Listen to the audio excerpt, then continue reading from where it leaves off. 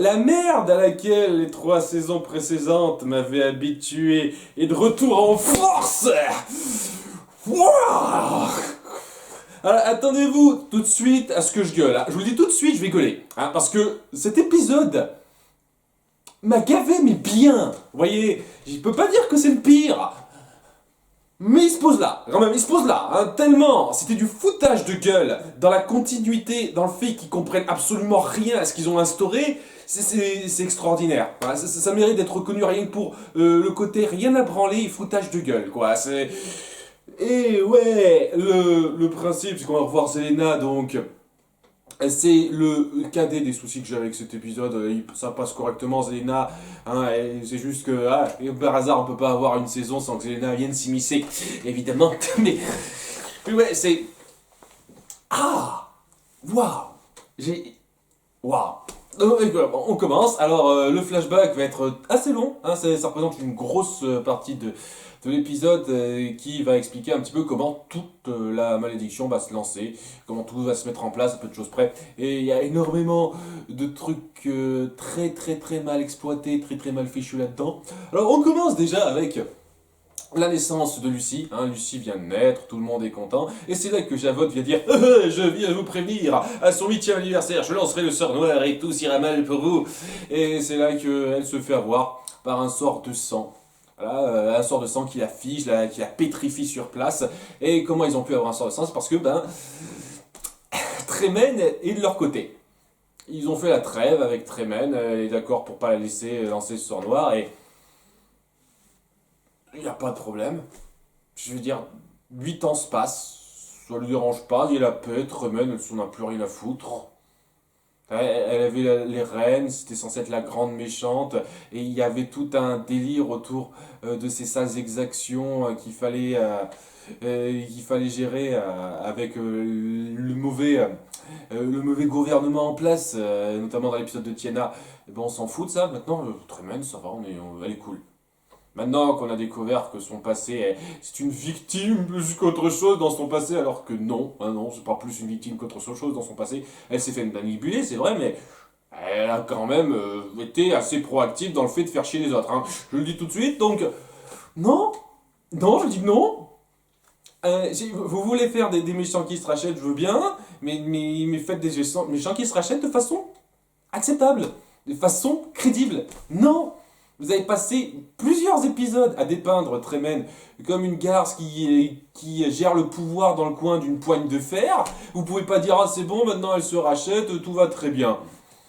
Voilà. Et donc, ouais, il se passe rien apparemment pendant 8 ans. Tout le monde reste assis à se rouler les pouces, puisqu'il n'y a rien qui a évolué à part le fait que nos personnages ont vieilli. Non mais vraiment rien, que dalle. La Tremen, restée comme une conne, elle a toujours pas trouvé un moyen de réveiller Anastasie. Hein, dans son coin comme ça, Kylian et Alice toujours séparés, ils ont trouvé aucun moyen de régler ce problème de cœur empoisonné, que dalle.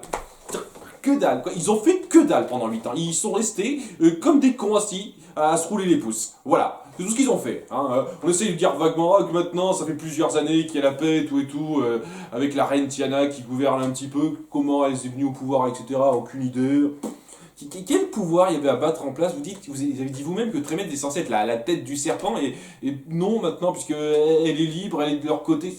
N'importe quoi. Putain, excusez-moi. Là, vous savez, je m'énerve pour des trucs. C'est juste un tout, vous voyez, c'est un tout. Donc, 8 ans plus tard, alors qu'on fête l'anniversaire de Lucie, des 8 ans de Lucie, donc c'est pas tout à fait 8 ans plus tard, mais quelque chose dans ces eaux-là, quoi. Il y a la mère Gothel qui arrive, hein, dans le coin. Alors, juste au passage, il fête l'anniversaire de Lucie juste à côté de la statue pétrifiée de Javotte. Ils l'ont toujours sous les yeux au cas où. Mais voilà, ça ne change rien puisque la mère Gothel arrive, accompagnée de plusieurs figures encapuchonnées. Ce sont les sabbats de 8, ou comment on dit ça déjà? C'est le sabbat des 8, voilà, c'est le sabbat des 8. Voilà, on en apprend, et qui sont symbolisés par le fameux symbole qu'on a rapidement vu à un moment donné dans l'épisode autour de Hadis. Donc le petit truc que je peux au moins accorder à ça, c'est qu'ils ont essayé d'être de suivre une continuité par rapport à ça, même si c'est clairement un sentiment qu'ils n'avaient pas particulièrement pensé avant, mais ils ont juste utilisé ça comme excuse pour justifier ces personnes-là. Donc il y a des sorcières qui les suivent, qui les accompagnent, et On ne sait pas trop pourquoi. Ils arrivent à briser le fameux sort puissant qui pétrifiait Javotte, et donc ils peuvent se barrer pour préparer leur sort noir. Donc, Regina se dit, ok, je vais essayer de trouver un moyen de gérer ça, en allant voir, donc Zelena. Zelena qui vit pas loin dans le coin, ou je sais pas, dans la forêt enchantée, c'est pas clair. De toute façon, ils vont justifier un petit peu le fait qu'elle soit prise dans la malédiction, donc avec sa fille, puisque oui, sa fille Robin est toujours là, hein, elle est toujours existante, elle est toujours en vie, hein, elle a 23 ans maintenant, donc elle fait un sacré temps. Je sais pas si c'est raccord avec ce qu'on a montré des autres passages du temps, mais vous savez quoi, c'est rien du tout, c'est que dalle ça.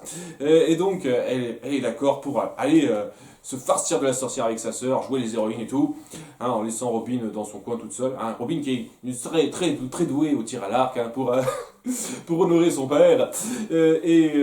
Donc, pendant ce temps-là, il y a Henri qui décide de prévenir la malédiction en faisant un petit peu ce qu'ils avaient fait avant dans la saison 1, c'est-à-dire créer une armoire magique qui pourrait permettre à quelqu'un de passer d'un royaume à l'autre sans être pris dans la malédiction. Voilà, alors c'était le principe. Alors, sachant que, sans vouloir être vexant, ils avaient des tonnes de trucs, je tiens à le dire, des tonnes de trucs pour passer d'un royaume à l'autre. Ça fait des lustres maintenant, enfin, depuis le début de cette saison, tout le monde peut voyager d'un royaume à l'autre, mais sans problème comme ça, s'y va. Là maintenant, le seul truc que vous avez trouvé pour échapper à la malédiction, alors que vous avez des haricots magiques, des trucs comme ça pour changer de royaume sans trop de problème, c'est une armoire. Une armoire magique que Henri décide de faire lui-même. Alors, rapidement aidé par Lily la tigresse, histoire de dire qu'on essaye d'être un petit peu raccord avec ce qu'on a montré à la fin de la saison 6, sachant que c'est pas raccord du tout, j'y viendrai, mais bon, on essaye d'être un petit peu raccord avec ce qui s'est passé à la fin de la saison 6. Donc Lily la tigresse est là qui dit je te présente mon ami qui m'a un peu aidé. Oh, ok, salut, salut Lucie, je suis Lily la tigresse. Hein, ça justifie complètement le petit lien qu'on va avoir plus tard. Et Et donc, ouais, il essaye de faire l'armoire magique donc, pour passer d'un royaume à l'autre, tout seul. Avec seulement Lucie qui l'accompagne dans une petite hutte dans le coin, histoire d'être raccord avec ce qu'on a vu dans la fin de la saison 6. Mais je sens clairement que quand ils ont écrit la saison 6, ils n'ont pas du tout pensé à ça. D'autant plus que, ouais, Pinocchio existe. Pinocchio est toujours présent dans cet univers. Je vous rappelle qu'on est dans le monde des souhaits, là. Ah oui, d'ailleurs, oui, on est dans le monde des souhaits. Je rappelle aussi qu'il existe un deuxième Rumpelstiltskin. J'y viendrai, d'ailleurs. Et donc, pourquoi vous ne demandez pas Henri? Pourquoi vous ne demandez pas quelqu'un qui est sûr de lui-même? Et surtout, il y a deux personnes, quoi. Il n'y a que toi pour protéger Lucie. T'as pas de pouvoir magique. Il y a tout un groupe de sorcières à votre trousse. Vous faites rien pour vous préserver de ça. Putain! Et donc, ouais, tout ça, c'est juste une excuse, cette armoire magique, pour essayer d'être raccord avec le fait que Henri se trouve tout seul avec sa fille. Parce que voilà, elle a rien, quoi. Elle est dans le royaume de Tiana, elle fait son petit truc à elle-même, quoi. Il se passe rien, c'est pas une situation euh, où ils sont forcés de se cacher ou quoi que ce soit, c'est juste ils se mettent là parce que c'est pratique de se mettre là, c'est tout. C'est pas du tout l'impression que ça avait donné à la fin de la saison 6, mais voilà, donc ça amène à la fameuse première scène de flashback qu'on avait vue dans le final de la saison 6, où Henri dit à Lucie de s'échapper, tandis qu'il retiendra les sorcières. Et donc voilà, les personnes qui vont venir, c'est les fameuses sorcières, les sabbates, le sabbat des 8, là, qui finiront donc par le capturer, tandis que Lucie aura tout le temps de se barrer et de se rendre au château, pépère, enfin pépère, j'exagère, pour prévenir tout le monde. Voilà, après, oh, papa a été kidnappé par des sorcières, ouh. Donc oui, c'est bien joli de faire le raccord avec la première scène de flashback du final de la saison 6, mais la deuxième scène, vous pouvez m'expliquer comment ça arrive à être raccord? Un tant soit peu. Un tant soit peu. Je...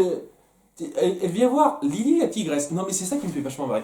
Il y a Lily la tigresse dans la fin de la saison 6 qui lui dit ok, je sais plus si elle dit va voir ta mère ou. Oui, je crois que c'est ça. Rends-toi auprès de ta mère. Je suis sûr que tu retrouveras ton père d'une certaine façon. Je ne saurais pas te dire comment. Elle est vachement cryptique alors qu'elle sait absolument que dalle, Lily la tigresse. Au passage, elle est dans le coin Elle est dans le coin au moment de la malédiction et on l'a pas vu une seule seconde à Storybrooke. Ça aurait été, ah non, pas à Storybrooke, à Hyperion Height, la nouvelle ville où tout le monde est maudit. Et non, ça aurait été cool de la montrer, histoire de dire qu'elle a été prise là-dedans et qu'il y avait un truc, mais non, ils y ont clairement pas réfléchi. Ils ont clairement pas réfléchi. D'autant plus que, et le truc que je trouve le plus con de tout le truc et qui fait pas du tout raccord et qui n'a aucun sens, c'est que on la voit revenir au royaume prévenir que son père a été capturé et tout, et Lila Tigresse est là.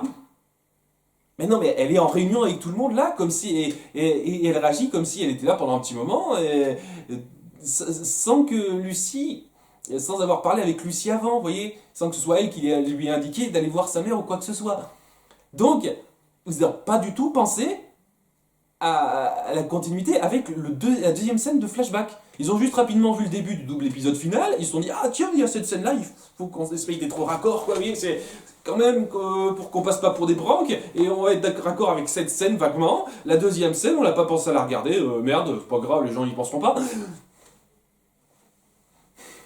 Pendant ce temps-là, en même temps, il se passe un truc avec Killian qui vient voir à Rumpelstiltskin. Alors au début, je pensais que c'était le Rumpelstiltskin du monde des souhaits, histoire qui, vous savez, qui joue un petit peu sur le fait qu'on se trouve dans ce monde-là, quoi, parce que oui, le Rumpelstiltskin quoi, c'est le Rumpelstiltskin, la peau verte, un petit cabotineur, un petit peu cinglé. Et ben en fait, non, c'est pas le Rumpelstiltskin de ce monde-là, c'est le Rumpelstiltskin qu'ils connaissent, qui a viré un peu taré, qui a caché sa conscience de Monsieur Gold quelque part pour une raison qui m'échappe. Je suis sûr qu'ils vont essayer de trouver une excuse de justifier ça dans un épisode futur en flashback sans savoir exactement ce que c'est tout de suite. Je suis sûr que ça va être ça, sérieusement. Donc ouais, il est taré, il donne à Killian rapidement une espèce de petit éléphant qui ne permettra pas de conserver la mémoire à ce moment-là, mais qui gardera intact le lien entre deux personnes. Ouais. Voilà, et étant donné que à la fin, quand la malédiction sera lancée, Kylian finira par le donner à, à Cendrillon, en gros, la raison pour laquelle Cendrillon est avec sa fille Lucie à la base, c'est parce qu'il y avait cette espèce d'éléphant blanc là. Je pensais que le fait qu'elle ne puisse pas justement avoir la garde de sa fille, Cendrillon, c'était censé être une torture pour elle. Mais merde, apparemment non, le fait qu'elle soit consciente qu'elle soit mère et fille, ça vient de là. Et étant donné que ouais, Lucie est prise dans la malédiction comme ça, sans passer par une armoire, ça veut dire que c'est comme pour Henri, c'est-à-dire que techniquement elle est censée avoir oublié. Mais elle est persuadée que c'est vrai parce que merde. Voilà, elle est persuadée que c'est vrai cette histoire de conte de fées parce que merde. Voilà, elle a lu le livre d'Henri, là, où il était une fois, et ça lui a titillé quelque chose dans la mémoire, et voilà, je sais pas. Voilà. Oh bon, là, je saute un peu des étapes, parce que c'est pas fini. Tiens, oui, tant qu'à faire, parler des trucs qui se passent juste avant que la malédiction se lance. Un moment, mais alors, gratuit, complètement gratuit, il y a Robin oui, qui vient voir Alice, oui, parce que Alice est toujours du côté de Rumpelstiltskin, elle peut pas le lâcher pour une raison X qui est pas toujours pas bien expliquée, mais merde, hein, je suis sûr qu'à un moment donné ils se forceront à trouver une excuse dans un épisode futur, hein, parce que pour l'instant je suis sûr qu'à ce moment-là ils n'en ont absolument aucune idée, hein, mais ouais, il y a Robin qui vient voir Alice, et elles sont amoureuses. Comme ça. Je ne pouvais pas te quitter, il fallait que je te voie. Ça fait je sais pas combien de temps qu'on se voit, on est amoureuse, baiser d'amour, tout ça. Wow! Ah mais vous êtes vachement fortiche pour créer des couples, hein. C'est extraordinaire. Je, je suis sûr qu'il y a des gens qui ont été excités en voyant ça, en disant oh mon dieu, représentation des couples gays. D'ailleurs au passage, ce serait cool de faire ça avec des mecs s'il vous plaît. C'est bien joli de faire ça avec des filles sexy. Vous pourriez faire ça avec des mecs. Non mais sérieusement, je vois toujours ça avec des filles sexy. Oh, super représentation de la condition LGBT, toujours des couples de filles sexy. Ah, vous pourriez faire ça avec des couples de mecs. Putain, Je suis désolé, vous arriverez pas à me convaincre de grand chose si c'est ça, hein. La seule chose que ça me convainc, c'est que ouais, vous avez rapidement balancé un truc pour histoire histoire de faire saliver les mecs hétéros qui pourront s'imaginer certains trucs, quoi. Je suis désolé, hein. Je suis vraiment désolé, hein. Alors peut-être que vous arriverez à mieux développer le couple, mais la façon dont vous l'introduisez, mais c'est un foutage de gueule. Ça aurait été un mec et une fille, tout le monde se serait dit, mais c'est quoi ce truc? Ça sort de nulle part, ok. Mais je suis sûr qu'il va y avoir des gens en commentaire qui vont me dire, oh mais ce couple est super, ouh. Parce que c'est deux filles que vous dites ça, c'est tout, hein. Je suis désolé, hein. Ça sort de nulle part, hein. Vraiment de nulle part. Voilà un couple. Je veux dire, c'est dingue. Moi qui pensais que le couple hein, rouge Dorothy était complètement expédié, parce qu'il est complètement expédié dans leur épisode attitré, là c'est encore pire, c'est un truc qu'on balance rapidement là. Alors peut-être qu'ils arriveront à mieux rebondir là-dessus, j'en sais rien, peut-être. Peut-être qu'ils feront un épisode flashback dédié à ça qui développera un peu plus, mais sur le coup, putain de merde, c'était gratuit. Alors regardez, on a un couple lesbien, ouais, ben, c'est cool. Qu'est-ce que j'en ai à foutre? Ça c'est un truc, quoi. Faut pas vous sentir pousser des ailes simplement parce que vous représentez une certaine communauté. Je veux dire, c'est pas parce que c'est parce que ah tiens, il y a une personne noire qui joue là que ah, on est progressif, progressiste, on fait participer des personnes noires. Non, bah, est-ce que c'est un bon personnage? Est-ce qu'il s'incorpore bien dans le scénario? Est-ce que vous le développez bien? Je suis désolé, hein, le personnage de Lancelot, c'est sympa qu'il soit noir, hein, mais étant donné que vous le gérez comme des pieds dans la saison 5, eh ben rien à foutre. J'en ai absolument rien à foutre qu'il soit noir. C'est juste un mauvais personnage que vous avez mal géré, c'est tout. C'est pareil quoi, si vous me balancez ça en tant que couple gay, bah, j'en ai rien à foutre quoi, si c'est tout ce que vous me faites. Voilà, c'est un détail à con quoi, je tiens à le dire. Et je sais que j'ai l'impression de m'énerver, c'est pas grand chose ça, c'est juste un détail à con quoi. Voilà. Donc, ouais, la malédiction s'apparaît être lancée par le groupe des sorcières et avec à son centre Javotte. Javotte donc s'apprête à lancer ça, mais c'est là que tout le monde fonce à la rescousse pour les en empêcher. D'ailleurs, j'adore la façon dont ils empêchent la plupart de ces sorcières, tu sais, des personnes qui ont des pouvoirs magiques. Ils se mettent juste derrière et ils les menacent avec des épées. Ils n'ont pas vu venir ça, elles sont toutes connes au point de se laisser faire. Et, et ouais, je sais pas, tout le monde se fait avoir, même la mère Gothel. Et c'est là que, ben, tout semble aller mieux parce qu'ils ont empêché Javotte de lancer le sort, Regina a récupéré le parchemin. Mais voilà, le petit problème, c'est qu'ils dévoilent que ben, ils ont Henri sur leur coupe et ils l'ont empoisonné. Ils lui ont infligé un poison, une espèce de poison lent, super mortel, magique, ta gueule, tout ça, qui fait que Regina peut pas le soigner tout de suite. Oh, c'est pas de veine. Et la seule façon de le sauver, excusez-moi, c'est un gros morceau. La seule façon de le sauver, ce serait donc qu'il soit surtout dans un royaume sans magie. Cool. Euh, comment ça se fait que vous avez rien pour retourner à Storybrooke? Non mais vous avez rien sur vous pour retourner à Storybrooke quand vous êtes parti sauver Henri. Vous aviez rien prévu pour retourner à Storybrooke. 8 ans comme des glands à avoir rien fait progresser, vous avez pas pensé, pas trouvé un moyen de secours au cas où il faille retrouver à Storybrooke. Parce que là, c'est direct, hein. Vous prenez le haricot, vous retournez à Storybrooke et paf, vous l'emmenez dehors de Storybrooke, pas de magie, au revoir. Il y a des tonnes de façons, quoi. S'il n'y a pas besoin de lancer une malédiction, putain. Sérieusement. Il y a des tonnes de machins pour conserver un corps à son état. À son état tel quel pour l'instant, sans qu'il bouge. Vous auriez pu trouver des tonnes de moyens, mais la seule chose.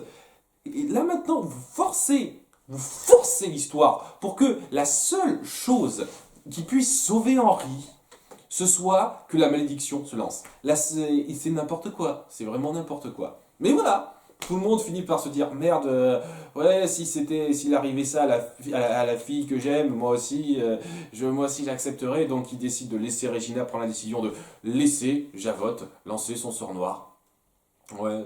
Ah oui, au passage, je n'ai pas parlé, mais il y a rapidement la Trémène qui arrive pour essayer de l'en dissuader, mais je ne fais rien, histoire de tir.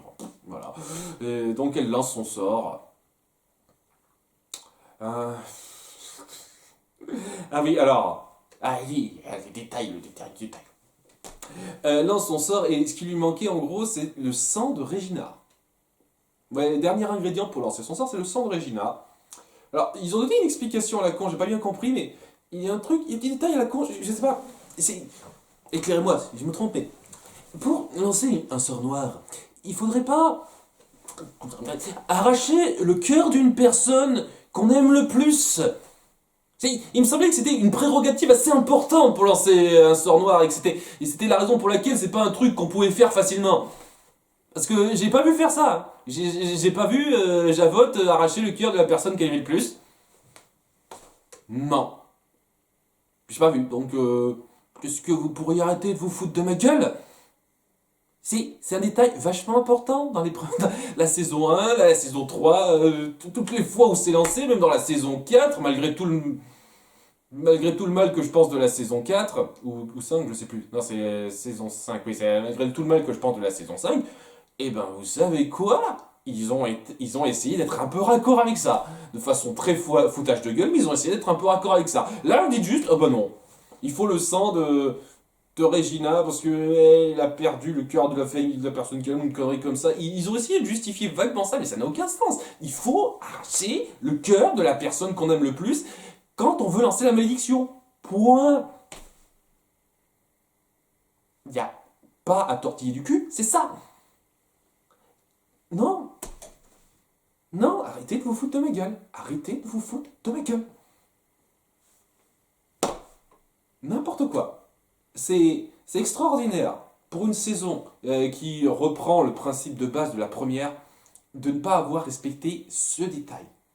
Le détail ultra important.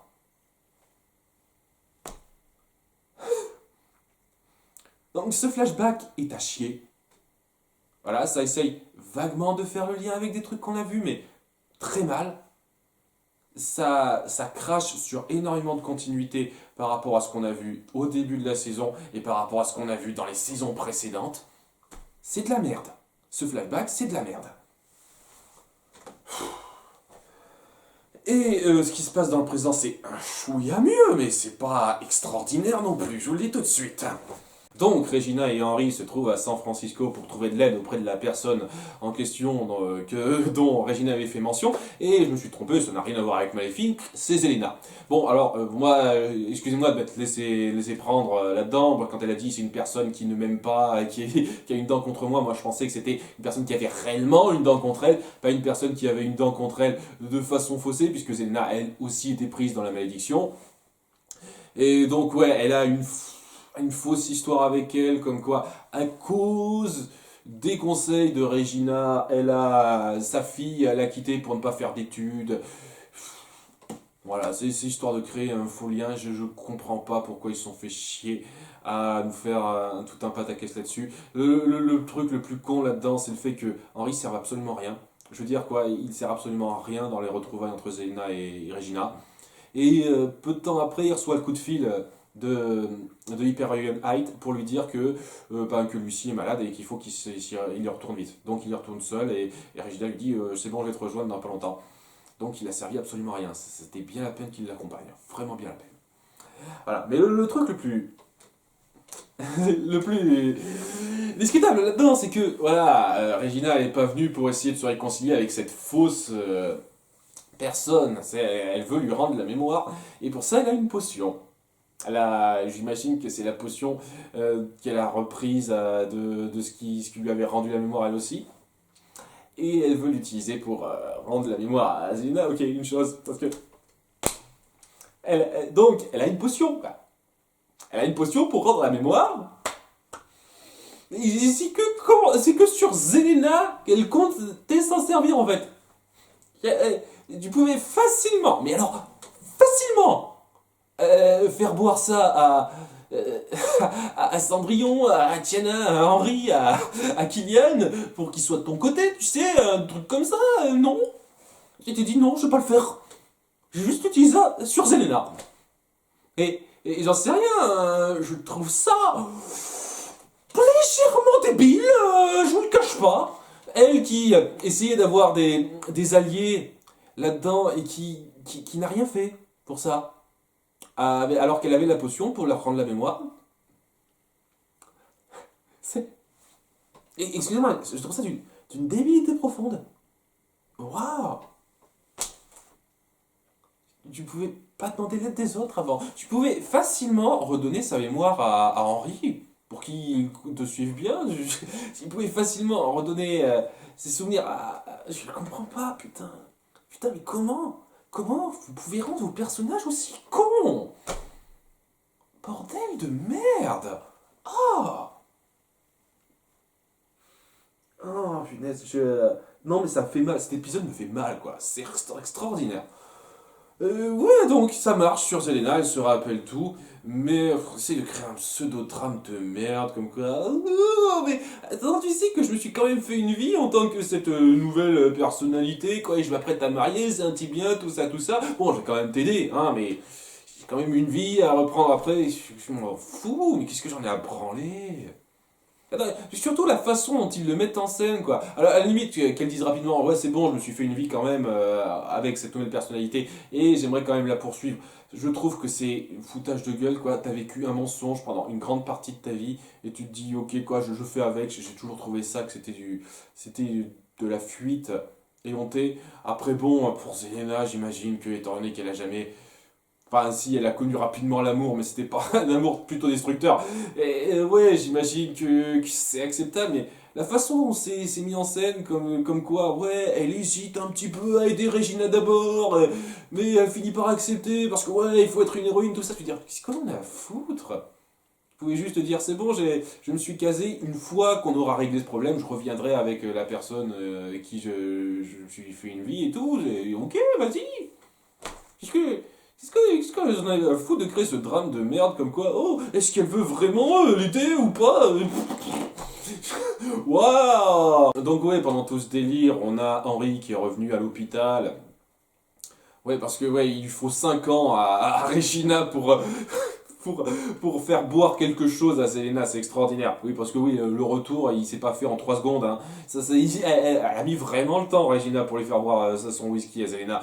Et Vaudan qui se rend auprès de Henri, enfin de Lucie, qui est convalescente, dans le coma, on ne sait pas ce qu'elle a. Il décide de lire le bouquin qu'il a écrit à haute voix, histoire de la réveiller. Il voit que ça marche pas, il décide d'y croire l'espace d'un instant pour voir si ça peut marcher en lui faisant un baiser d'amour sincère sur le front, comme l'avait fait sa mère Emma, mais dans son livre, donc il est toujours pas sûr à 100%, mais même s'il a la foi complètement, ça ne marche pas parce que pauvre Lucie a perdu la foi. Ouais.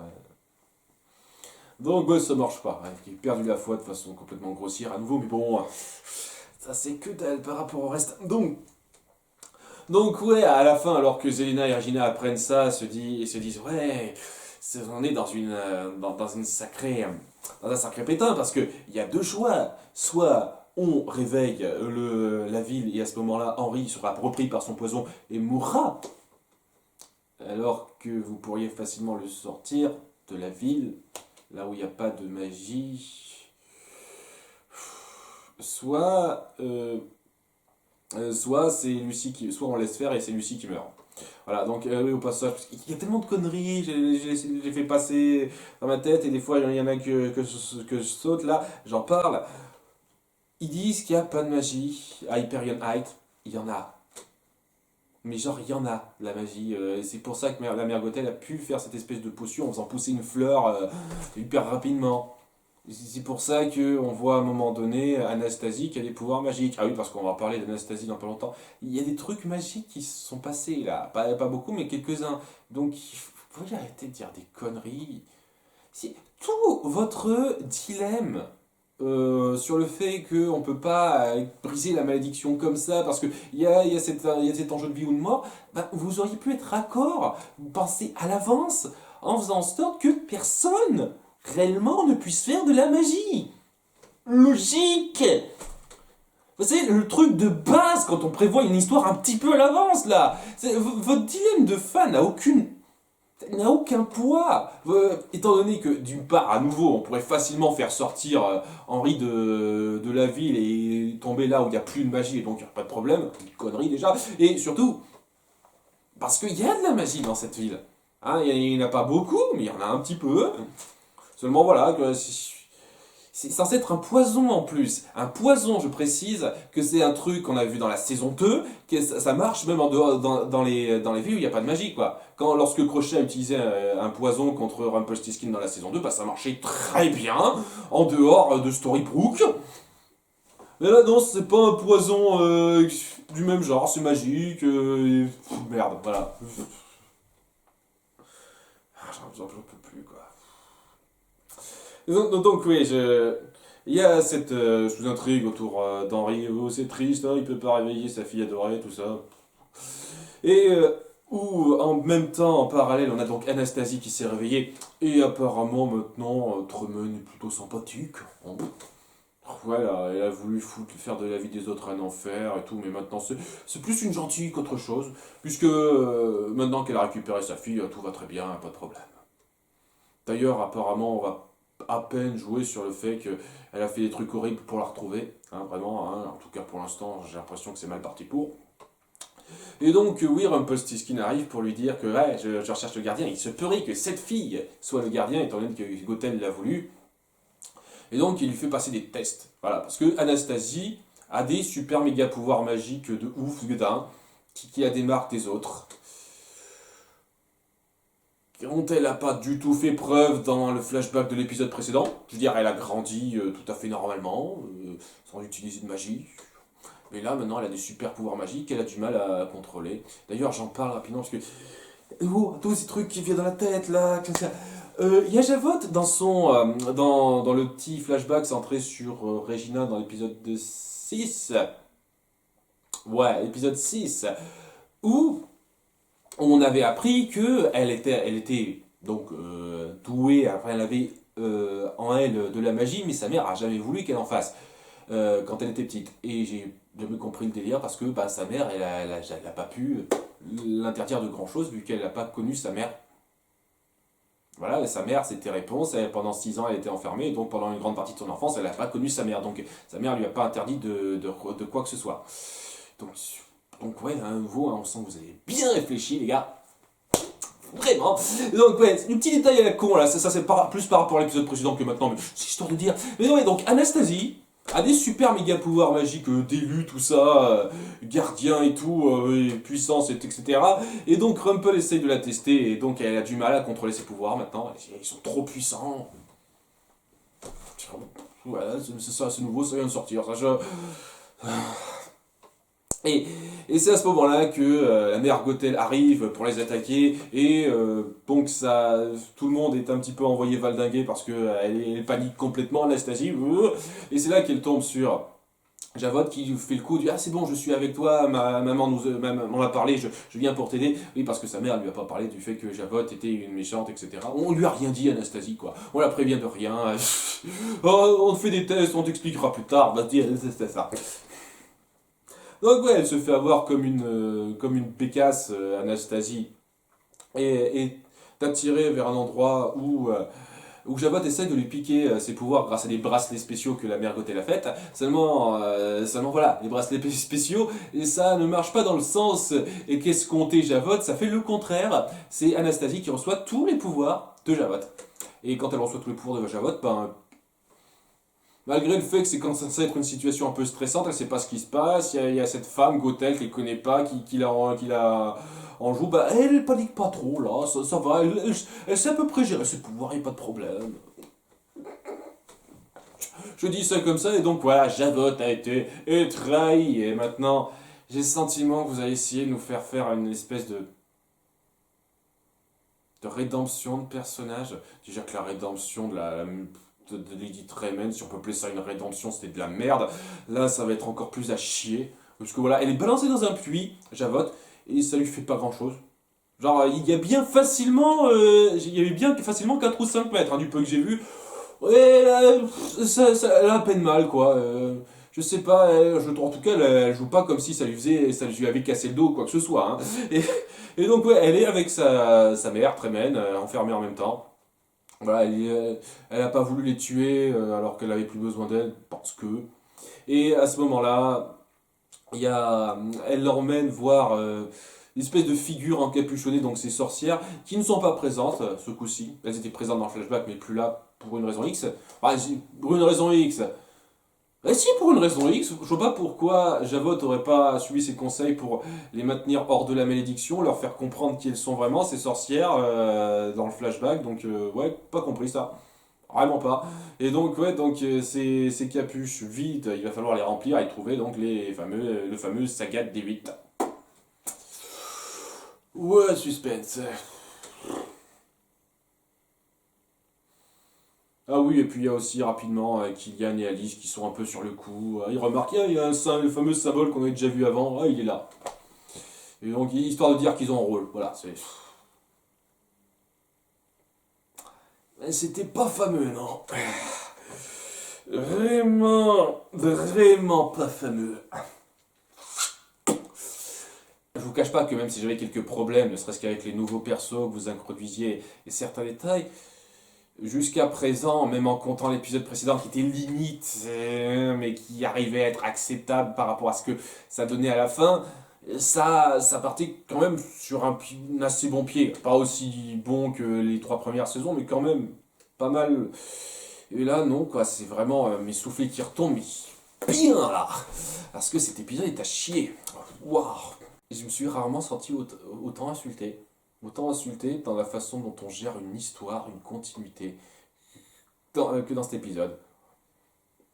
Voilà, donc je sais pas, apparemment c'est prévu comme les saisons 3, 4, 5, comme étant en 2 parties, donc l'épisode suivant sera la conclusion de cet arc. Et ben cette conclusion, elle a été très très très très très mal amenée. Voilà, j'espère que vous arriverez à rattraper le tir, mais je vous cache pas qu'avec toute la merde que vous avez mise en place, là, je vais avoir beaucoup de mal. Je vais avoir beaucoup de mal à remonter à reprendre le train en marche, hein, parce que là, waouh. Là, c'est touche froide, vraiment touche froide. Donc, bientôt pour l'épisode 11, la conclusion de l'avant-dernier arc. Ciao